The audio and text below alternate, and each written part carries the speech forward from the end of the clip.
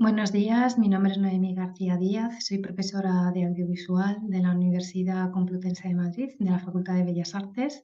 Vengo a exponer a este congreso, al Congreso Hermes del 2023, la ponencia del documental autobiográfico en el cine español y latinoamericano. La pregunta de la que parte esta exposición y esta investigación es cuáles son las tendencias y características principales del documental autobiográfico desarrollado en los países de Latinoamérica y en España. El documental, el punto de partida, ¿no?, es que el documental es un género minoritario, tanto en España como en los países de Latinoamérica en general, que está situado en los márgenes de la producción y que en concreto en España y Latinoamérica está ligado a cuestiones o está ligado históricamente a cuestiones sociales y políticas. La pregunta que me hice, por lo tanto, es cuándo y cómo se produce ese tránsito hacia la autobiografía. Bueno, me consta que en los países anglosajones, Estados Unidos, Canadá y el norte de Europa, ese tránsito se realiza mucho antes y bueno, mi idea fue buscar cuáles podían ser las causas, ¿no?, de ese retraso en la incorporación de documentales, de la perspectiva autobiográfica en el documental. La metodología de trabajo empleada ha sido un análisis de la bibliografía, de cine documental en general y de cine autobiográfico en particular, el análisis de los festivales para rescatar las películas que se habían producido en diversos países latinoamericanos y en España y el análisis fílmico. Eh, Esta es la filmografía, la bibliografía que he empleado. Son libros en su mayoría norteamericanos, hay alguno francés, y voy a destacar aquí los que se han publicado en España y en diversos países de Latinoamérica. El hombre y la cámara, el cine de Alan Berliner, está publicado por Efren Cuevas y Carlos Mugiro. Bueno, es uno de los pioneros en la investigación del ámbito autobiográfico. También rescato La forma que piensa, de Antonio Van Richter, y Cineastas frente al espejo, que fue la primera publicación que, digamos, tradujo algunos textos muy importantes al español. Se publicó en España. Algunas monografías también, como las de en torno a Naomi Kawase, han sido importantes también en el ámbito bibliográfico, y destaco este libro de Raquel Schaeffer, publicado en Argentina también, y La Casa Abierta, en torno al cine doméstico, que es un punto de partida básico de lo que es luego va a ser su investigación y las derivas, como dice Fren Cuevas, ¿no?, las derivas contemporáneas a través de su reciclaje. También destacar algunas publicaciones realizadas en Latinoamérica, como 180 grados gira mi cámara, que en torno al documental peruano, o el documental en primera persona de Pablo Piedras en torno al cine argentino, al documental argentino. También destaco un libro que analiza digamos, la emergencia de este tipo de documental autobiográfico en el panorama documental colombiano, un libro escrito por David Jurado. Bueno, como ven, el cine y el audiovisual, digamos que se ha desarrollado en diferentes tendencias, y yo me voy a ocupar del documental, del género documental, y en concreto de esta particularidad, de esta tendencia, que, como digo, en el ámbito hispanohablante es bastante reciente.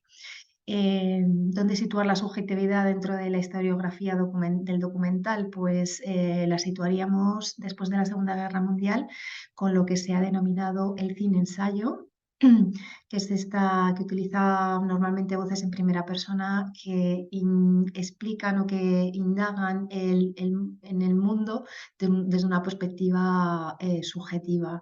El cine ensayo tendrá un repunte de los años 80, y en los años 70 comienza, sobre todo en Estados Unidos, a emerger estas prácticas autobiográficas.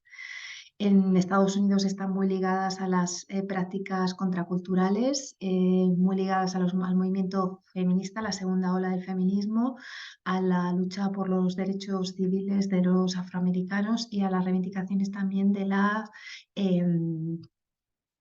digamos, de los colectivos de orientación sexual diferente, ¿no?, a lo heteronormativo.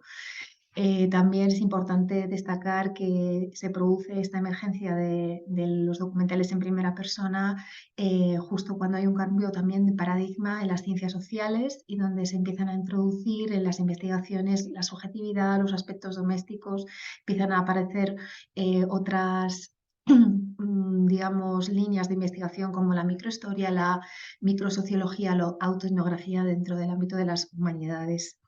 Digamos que estas formas, tanto documentales como ese cambio de paradigma, están reivindicando que lo personal puede ser social y puede ser político, ¿no? Digamos que hay una influencia en este tipo de documental de la literatura, sobre todo a través de la voz y la narración, de la fotografía y la performance, por todo lo que tiene que ver de inclusión del cuerpo de los fotógrafos y de los performers, y también, por supuesto, pues, digamos, las prácticas que se han venido desarrollando en el ámbito experimental, el videoarte y también en el documental. Las tendencias que podemos encontrar en el ámbito del cine autobiográfico o del documental autobiográfico son el diario, el autorretrato, el retrato familiar, el retrato en espejo, que es un retrato que refleja al propio cineasta, la correspondencia, que implica un diálogo entre cineastas, y el cine ensayo. Estas formas vamos a ver que las vamos a encontrar tanto en el cine documental autobiográfico de diversos países en Latinoamérica como en España. Se podría decir que el cine autobiográfico, el cine en primera persona, documental en primera persona, es un cine de la identidad que trabaja a partir de la experiencia privada para, haciéndola pública, digamos, realizar ese tránsito, ¿no? Cómo ciertas memorias o ciertas aproximaciones subjetivas relacionadas con las propias vivencias o las propias experiencias familiares pueden ser susceptibles de ser, bueno, de generar interés en el público. Dentro del ámbito de estos tres ámbitos, estas tres tradiciones, se ha hablado mucho de la identidad de género, de la identidad familiar, la identidad étnica y la orientación sexual, digamos, con más o menos orientación hacia reivindicaciones sociales y políticas. Por lo tanto, podemos hablar del cine autobiográfico como un el documental autobiográfico como un cine que habla sobre la identidad personal, la identidad familiar y por ende de la identidad cultural. Respecto a por qué en los países latinoamericanos de habla hispana y en España ha habido, bueno, una emergencia de este tipo de documentales muy tardía, se podría explicar a través de la teoría de las dimensiones culturales del psicólogo social Gers Hofstede. Se podría decir que España y muchos países de Latinoamérica pertenecerían a este ámbito colectivista, ¿no? Que partirían del sentido de pertenencia dentro de un grupo, ¿no? Que partirían de los intereses colectivos, la jerarquía y las relaciones con los demás individuos, frente a sociedades individualistas, que es donde se desarrolla este tipo de cine, donde prevalece la palabra yo frente a nosotros, ¿no? Y se valora la autonomía, el compromiso con las reglas de la sociedad y lealtad a un grupo al que el individuo pertenece, ¿no? Digamos que hoy en día se podría decir que desde el año 2000 este tipo de trabajo conviven, pero estas dimensiones culturales, ¿no? Podrían explicar por qué los países colectivistas ha tardado menos en utilizarse el yo que en las sociedades individualistas. Digamos que si el documental en primera persona lo que hace es que en esas enunciaciones, ¿no? Que parten de un yo, ¿no? Que hay que hacer explícito, hay un proceso de extrañamiento en contra o diferente al que se realiza en el documental, que lo que históricamente digamos, lo que ha utilizado son estrategias para hacer el mundo que era desconocido, el mundo de los otros, hacerlo propio, ¿no? Hacerlo conocido. Entonces, en esta práctica del cine documental en primera persona se está utilizando este precepto de Edmond Jabez, que es soy el otro, soy aquella parte, aquel otro de mí, ¿no? Y eso es lo que se tiene que poner en cuenta, ¿no? En práctica en este tipo de trabajos, ¿no? De distanciamiento. Bueno, por un lado estás enunciando el yo, pero por otro lado te estás separando de ese yo para poder enunciarlo. Las tendencias que encontramos en los países latinoamericanos, por un lado voy a hablar primero de lo que son los pioneros, ¿no? Las pioneras. Y esas películas pioneras hablan de la familia y hablan del exilio. Destacar como una de las primeras películas documentales autobiográficas, un retrato familiar de la directora cubana Sara Gómez, una directora que gracias a la revolución cubana puede acceder, siendo mujer y siendo afrodescendiente, puede acceder a estos medios y a la capacitación, y digamos que una de las primeras películas que realiza precisamente es la historia de su familia, ¿no? También una mujer, Marilu Malé, chilena, exiliada, que venía realizando un cine político y social en su país. En el exilio se ve, digamos, con la necesidad de trabajar sobre su identidad como mujer artista y como mujer chilena y como mujer exiliada. Y ella dirá que esta primera película, Journal inachevé, El diario inacabado, es una película extremadamente emocional porque es en primera persona, y dirá ella que en nuestra cultura de chilenos y latinoamericanos mostrarse es púdico hablar de uno, eh, porque venimos de una cultura en la que la familia, el grupo, la ideología priman ante el individuo. Entonces también estaba haciendo una ruptura enorme, dirá la directora. Estaba tomando una forma de expresión más anglosajona que latinoamericana. Esto en relación con lo que acababa de decir. Marilu Malé tiene otra película autobiográfica, autorreferencial, que es un diario que se convierte en un autorretrato, que es su regreso a Chile 20 años después, y es un viaje que realiza de norte a sur del país.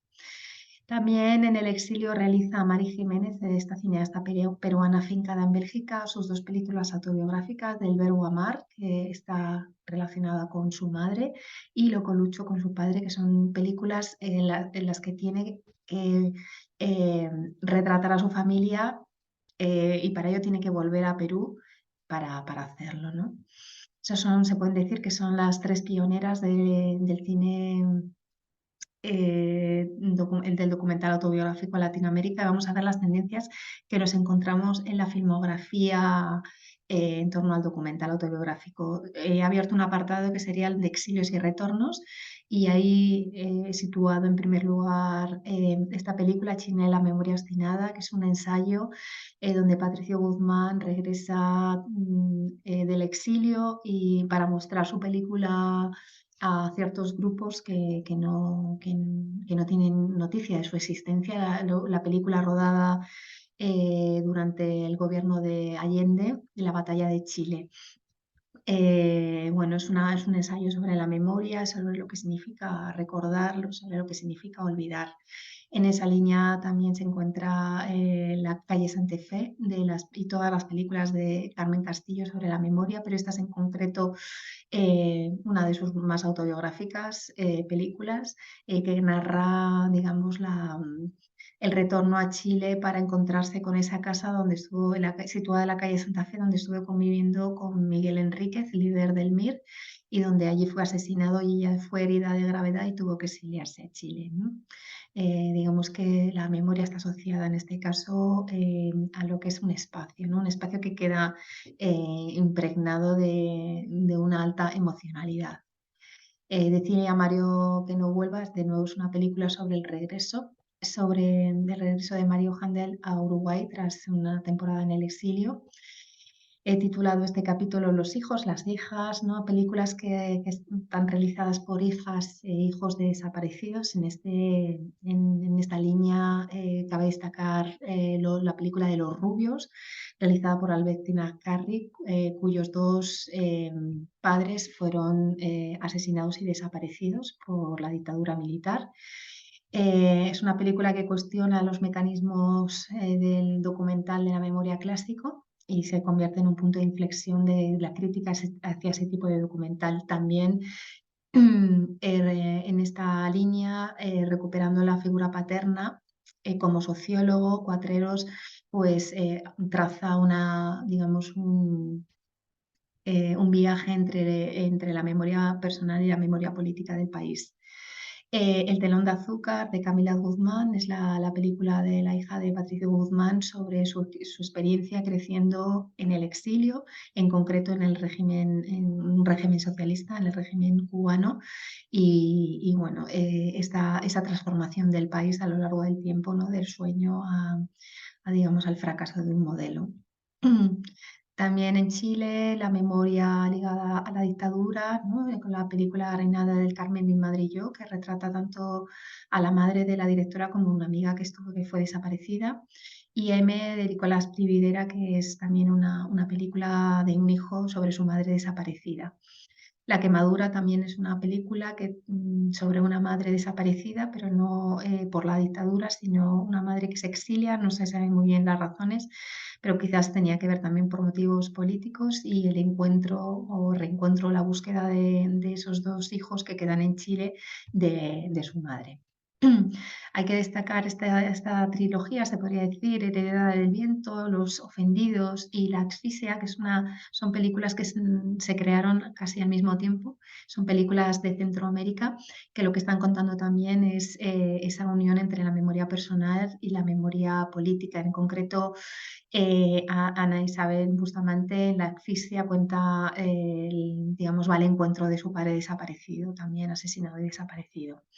Otra línea de trabajo son las genealogías. Digamos que ahí se encuentra toda la obra de Juan Carlos Rulfo sobre su familia, el retrato familiar sobre su abuelo, pero también sobre su padre, el famoso escritor Juan Carlos Rulfo. También digamos, la genealogía ligada al material de archivo, al material doméstico que observamos en la línea paterna, donde es una película completamente de archivo, eh, cuenta la vida de una familia mexicana. En Argentina también señalar en esta línea genealógica de genealogías las películas de Andrés Ditela, en concreto La televisión y yo, que realizan un estudio sobre su genealogía paterna, y fotografías que lo hacen sobre la línea materna, en concreto sobre la multiculturalidad de su familia, pues que su madre provenía de la India. En ficción privada lo que va a hacer es contar la historia de amor, esa historia de amor intercultural. Digamos que otras líneas, otras películas, otros retratos familiares de vital importancia en estos últimos años son La sombra, que cuenta la historia bueno, de un hijo apabullado por la sombra paterna, ¿no? Por esa figura muy importante en el ámbito público y, digamos, esa relación paterno-filial conflictiva. De nuevo, el conflicto es la clave de Claire Weisskopf, que es la primera película de la directora colombiana, que también muestra las relaciones dificultosas de ella y su madre, una mujer inglesa que digamos que puso por encima su libertad, sus anhelos de libertad ante el cuidado de los hijos. Y ahí abre un gran debate sobre los límites que se pueden establecer, ¿no? En esas relaciones materno-filiales. El silencio es un cuerpo que cae, es una película que también habla de las relaciones paterno-filiales, en este caso por la ausencia, cuenta la muerte prematura del padre por un accidente de caballo, y Agustina Comedi aprovecha también para, a través de esa figura del padre bisexual, trazar la historia de la homosexualidad en ese periodo, ¿no? Donde su padre digamos, estuvo viviéndola. Amanecer también es una película, un retrato familiar que habla de las relaciones materno-filiales, en concreto de la búsqueda de la directora de su madre biológica, y en esa búsqueda emerge también el duelo por la muerte de su madre adoptiva cuando ella era pequeña, ¿no?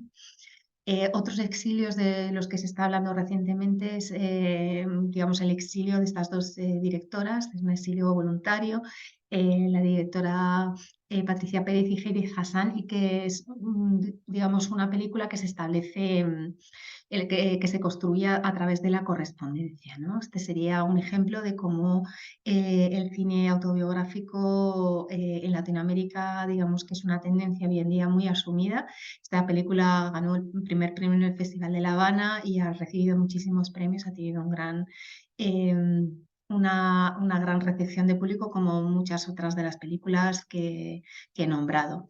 En España cabe señalar que alrededor del ensayo se podría decir que la primera película autobiográfica, ensayo autobiográfico es El cielo gira de Mercedes Álvarez, que no solo utiliza, digamos, su memoria para volver a su pueblo. Ella es la última niña que nació en un pequeño pueblo de Soria, sino que además bueno, aprovecha para realizar una reflexión sobre lo que es el tiempo, ese tiempo de los pueblos, ese tiempo de esas personas que están en extinción, ¿no? También como ensayo encontramos la Mort Rouge del director Víctor Erice, que utiliza el cine para hablar de su memoria infantil, su memoria autobiográfica y el despertar de los miedos, ¿no? Unos miedos muy ligados a la posguerra española, que este es uno de los primeros diarios donde el director José Luis Guerín realiza un diario fílmico de sus viajes de promoción de películas a lo largo del mundo,